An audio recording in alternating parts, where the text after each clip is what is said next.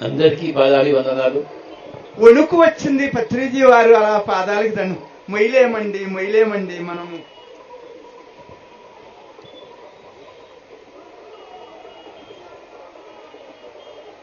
ఎవరికి వణుకొచ్చినా నేను ఆగేది లేదు. నా పని నేను చేస్తాను.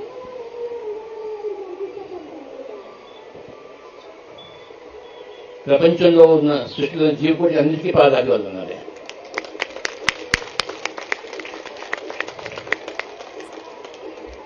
ప్రతి మేకకు పాదాభివందనాలే, ప్రతి గోవుకి పాదాభివందనాలే.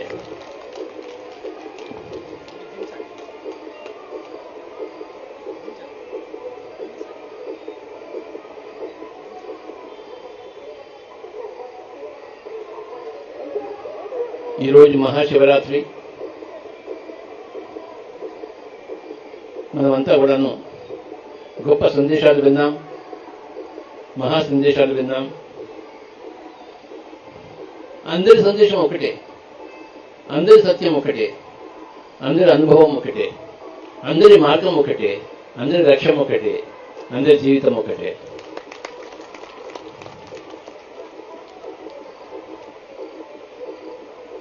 మనం రకరకాల మనుషులం కాదు, ఒకే ముసుగులో ఉన్న మనుషులం.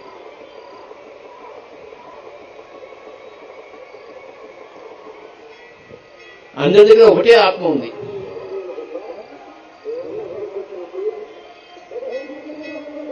మమాత్మ సర్వభూతాత్మ. ఇక్కడ ఏ ఆత్మ ఉందో ఇక్కడ అదే ఆత్మ ఉంది. సేమ్ ఇక్కడ అదే ఆత్మ ఉంది, ఇక్కడ అదే ఆత్మ ఉంది. మమాత్మ సర్వభూతాత్మ. సకల భూతాత్మ ఉన్నది, అందుకే ఒకటి ఆత్మ ఉంది. దాని పేరు బ్రహ్మాత్మ. మనం ఆ బ్రహ్మాత్మలం. మనం దేహము కాదు, దేహాత్మలము కాదు. మనం బ్రహ్మాత్మలం. మనందరికంటే ఒకటి ఆత్మ ఉంది. ఎలాగైతే ఒక చెట్టు ఉంది, కొన్ని లక్షల ఆకులు ఉన్నాయి. ఆకులన్నీ ఒకటే చెట్టు ఎలా ఉంటుందో అలాగే మన ఈ ఆకులన్నీ కూడా శరీరాలు ఆ ఒక్క చెట్టు పేరు బ్రహ్మాత్మ. మనమంతా బ్రహ్మాత్మ స్వరూపం.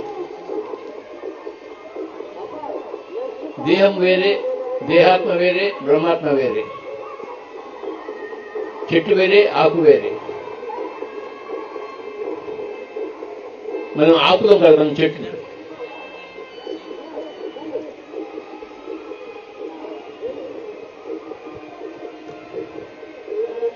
మనకి అది ఎలా తెలుస్తుందంటే ధ్యానం సాధన చేస్తే తెలుస్తుంది.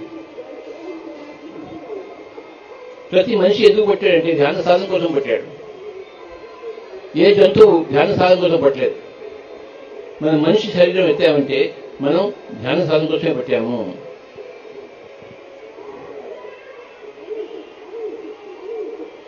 మనం జంతువులమా మానవులమా? జంతు ప్రపంచం వేరే, మానవ ప్రపంచం వేరే. మనం ఏ ప్రపంచానికి చెందిన వాడము? జంతు ప్రపంచమా, మానవ ప్రపంచమా?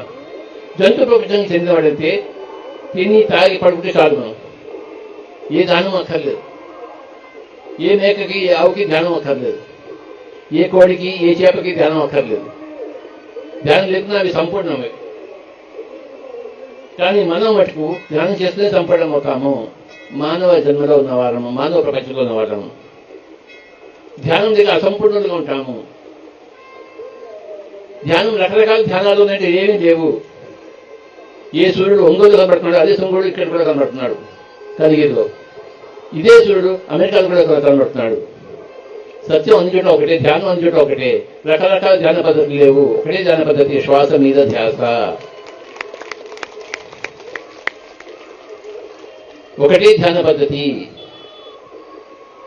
ఒకటే సూర్యుడు, ఒకటే సత్యము, ఒకటే ధ్యానము, ఒకటే తపస్సు, ఒకటే మంచి. ఏమిటా మంచి అంటే ప్రాణి హాని చేయకపోవడమే మంచి.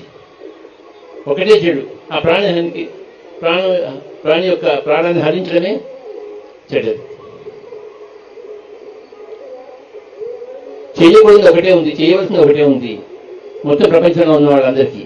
ఏ యుగంలో ఉన్న వాళ్ళకైనా సరే, కృతయుగం కానీ కలియుగం కానీ, చేయడానికి ఒకటే ఉంది, దాని పేరు ధ్యానము.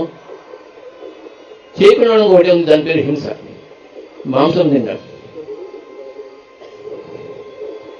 మాంసం తినరాదు, ధ్యానం చేయవలే. ఏది చేయకూడదు, ఏది చేయదు, రెండు ఒకటే ఉన్నాయి. ఒకటే ఒకటి చేయకుండా ఉండడానికి, అది మాంసం తినకుండా ఉండడం. ఒకటే ఒకటి చేయడానికి, దాంట్లో ధ్యానం. ఇంతకన్నా వేరేదేమీ లేదు. సత్యం నాకు తెలుసు. నేను ఎన్నో పుస్తకాలు చదివాను. నేను చదవని పుస్తకమే లేదు.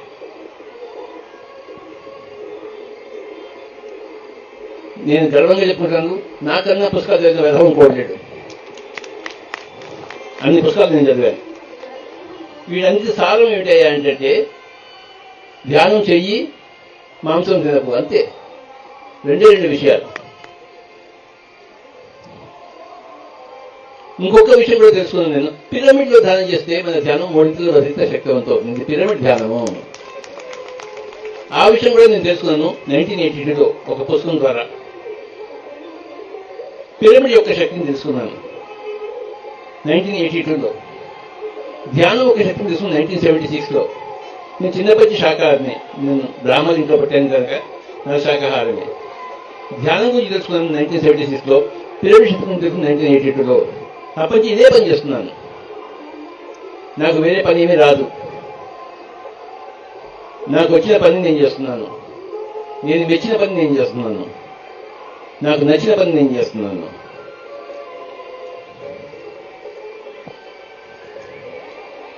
సంగీతంతో కూడి చేసిన ధ్యానం మూడింతలు అంతే శక్తివంతము. నాకు ఎప్పుడు సంగీతం ఉండాలి, చెవు నిండా ఎప్పుడు సంగీతం పోసుకుంటూనే ఉండాలి.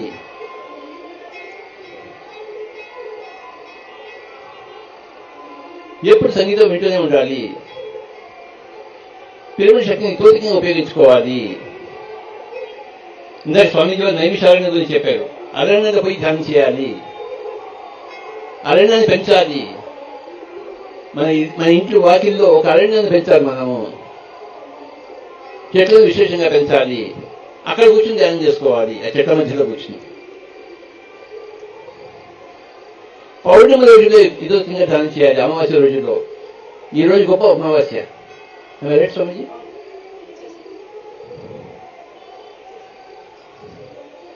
ఈ అమావాస్య నాడు మనం, ఈ మహా అమావాస్య నాడు, మహాశివరాత్రి నాడు మనం ఇతోధికంగా మహాదానం చేసుకోవాలి. ఒక్క క్షణం కూడా వృధా చేయరాదు. పిచ్చి పిచ్చి కబుర్లలో, పిచ్చి పిచ్చి మాటల్లో. మొగుడు పెళ్ళం కూడా పిచ్చి పిచ్చి మాటలు మాట్లాడుకోకూడదు.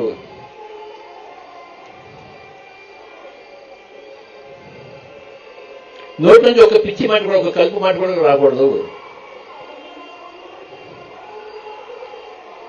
నోరు మూసుకుని కూర్చోవడం నేర్చుకోవాలి.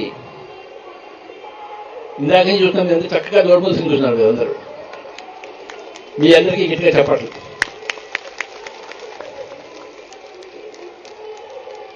నోరు మూసుకుని కూర్చోవడమే మౌనము. మనసు మూసుకుని కూర్చోవడమే ధ్యానము. నోరు మూసేసుకుంటే మౌనము, మనసు మూతపడి ఉంటే అది ధ్యానము. మనసు మూతపడాలంటే శ్వాస మీద ధ్యాస తప్పనిసరి. ఎలాగైతే ఒక బ్యాక్టీరియాని, వైరస్ చూడాలంటే ఒక మైక్రోస్కోప్ తప్పనిసరి. ఈ రెండు కళ్ళతో చూడలేము బ్యాక్టీరియాని.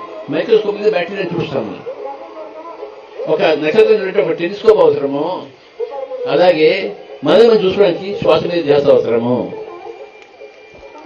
ఆ శ్వాస మీద ధ్యాస పెట్టి స్వామి చక్కగా చెప్పారు, మనకి విపరీతంగా చెప్పారు. శ్వాస మీద ధ్యాస పెడితే మన గురించి మనకు తెలుస్తుంది. మైక్రోస్కోప్ చూస్తే బ్యాక్టీరియా కనబడుతుంది, టెలిస్కోప్ చూస్తే నక్షత్రాలు కనబడతాయి పెద్ద పెద్దగా. శ్వాస మీద చదివితే మన గురించి మనకి పెద్దగా తెలుస్తుంది, లేకపోతే తెలియదు.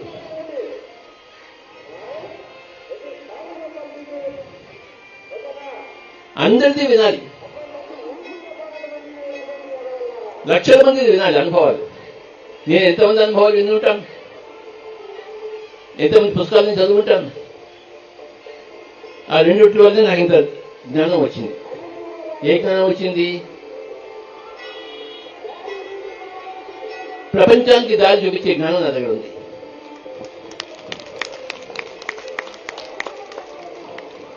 నేను ఇంకొక 20 సంవత్సరాలు శరీరంలో ఉంటాను. నా ఇష్టం నా శరీరం, మీ ఇష్టం మీ శరీరం. మీ శరీరంలో మీరు ఎన్ని సంవత్సరాలు అన్ని సంవత్సరాలు ఉండొచ్చు, అది మీ ఇష్టము. నాతో పాటు ఎంతమంది ఉంటారు? 1000 సంవత్సరాలు. లాక్ కియా జాయ్, ఫైనల్ చేసేద్దామా? లా కియా జాయ్ యద్భావం తద్భవతి అనే సూత్రం తీసుకోండి. మన భావన ఎలా ఉంటుందో అలానే జరుగుతుంది. నాకు కరోనా వస్తుందేమో అనుకుంటే కరోనా వచ్చి తిడుతుంది. ఎందుకు వస్తుంది? నువ్వే అనుకుంటున్నావు వస్తుందేమో వస్తుందని చెప్పి. నాకు రాదు అనుకుంటే కాదు, కరోనా రాదు. నాకు రేపు యాక్సిడెంట్ అవుతున్నాను, నిజంగా యాక్సిడెంట్ అయిపోతుంది. నేను ఇంకా 1000 సంవత్సరాలు అవుతుంటే నిజంగా 1000 సంవత్సరాలు అవుతాను. అంతా నీ యొక్క ఇష్టంలో మీద ఆధారపడి, నీ యొక్క భావన మీద ఆధారపడింది. రేపొద్దున ఇడ్లీ తింటామా వడ తింటామా? మనం రేపొద్దున ఏం తింటామో చెప్పండి. మనం ఏది చేసుకుంటే అదే తింటాం. మనం ఏది చేసుకుంటే ఉపవాసం ఉంటాం. మనం ఏది ఇవాళ ఇడ్లీ వేసుకుంటే రేపొద్దున ఇడ్లీ తింటాం. అలాగే మనం ఈ శరీరం ఎన్ని సంవత్సరాలు ఉండాలన్నది మన మీద ఆధారపడి ఉంది. నేను మటుకు ఒక 1000 సంవత్సరాలు ఉంటానబ్బా, ఆనక మీ ఇష్టం. నేను ప్రతి సంవత్సరం శివరాత్రి నాటికి ఇక్కడికి వస్తాను. కలిగేటికి నందిని మహారాజుకి వస్తాను. ఎవరు ఉన్నా లేకపోతే నేను వస్తాను. నా పని నేను చేస్తాను. కానీ నాతో పాటు మీరు ఉండాలి ప్రతి సంవత్సరం నేను కోరుకుంటున్నాను. మీరు ఉంటారని కూడా నాకు తెలుస్తున్నారు.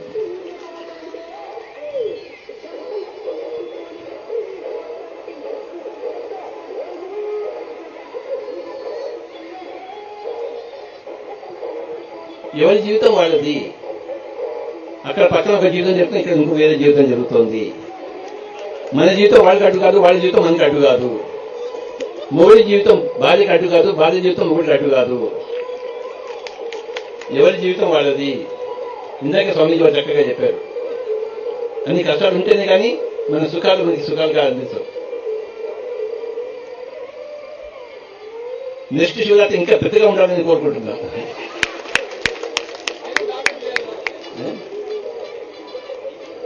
పక్కవాడు ఆపాలి అని ఎప్పుడు కోరుకోకూడదు. నీ పని నువ్వు చేయి నాయనా. అందరూ చెప్పండి, నీ పని నువ్వు చేయి నాయనా, నా పని నేను చేస్తాను. ఏం చెప్పాలి మనం? ఇంకోసారి చెప్పండి. నీ పని చేయొద్దు అని చెప్తాను మనం. మనమేమో ఇంకోటి చెప్పడానికి. మనం ఎంత దేవుడేమో వాడు అంతే దేవుడు. అందరూ సరిసమానమైన దేవుడు.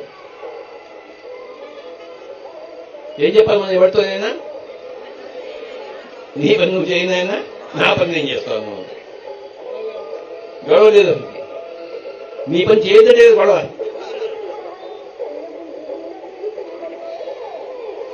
అక్కడ ఉన్న వాళ్ళు అన్నారా మీరు ధ్యానం చేయొద్దు, మీ మైక్ పెట్టేది మనతో అన్నారా? వాడు ఎవడో వచ్చి కంప్లైంట్ చేశాడా? మనం ఎందుకు కంప్లైంట్ చేస్తాం వాళ్ళ మీద?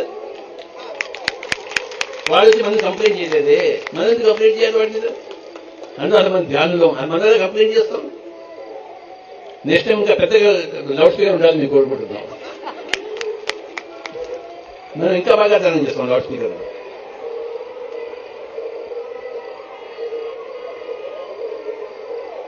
అందరికీ పాదాభివందనాలు. కాశిరెడ్డి నేను ఎన్నోసార్లు చూశాను. ఆయన ఎప్పుడు కర్నూలు పిరమిడ్కి వస్తుండేవాడు. వచ్చి తన జోలి ఉన్న పైసలన్నీ తీసుకొచ్చి పిరమిడ్ పోసి వెళ్ళిపోయేవాడు. ఆయన ఎన్నిసార్లు వచ్చాడో తన జోలిలో ఉన్న పైసలన్నీ నాణ్యాలన్నీ పిరమిడ్లో వేసి కర్నూలు పిరమిడ్లో వేసి వెళ్ళాడు కాశిరెడ్డి ఆయన. ఆయన అంత గొప్పవాడే, మన ఎందుకు కాలేదు? ఆయన ఒకటేసారి 5 చోట్ల కనపడేవాడు. మరి మనకేం పోయి కాదు? మనం ఎందుకు కలగాలేము?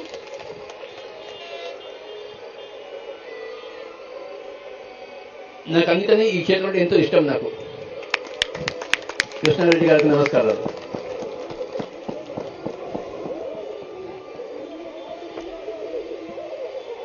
నీకు పాదాలకు నమస్కరిస్తే కాశిరెడ్డి ఆయన చేసినట్టుంది. ఆయన చేసుకొని ఈరోజు మనం అందరం సంగీత ధ్యానం చేయబోతున్నాము. కాశిరెడ్డి ఆయన మనసులో ఉంచుకుని ధ్యానం చేద్దాం. మనం అందరం ఆయన నరసింహస్వామి పెట్టుకుని ధ్యానం చేశాడు. మనం కాశిరెడ్డి ఆయన పెట్టుకుని మనం ధ్యానం చేద్దాం. మనం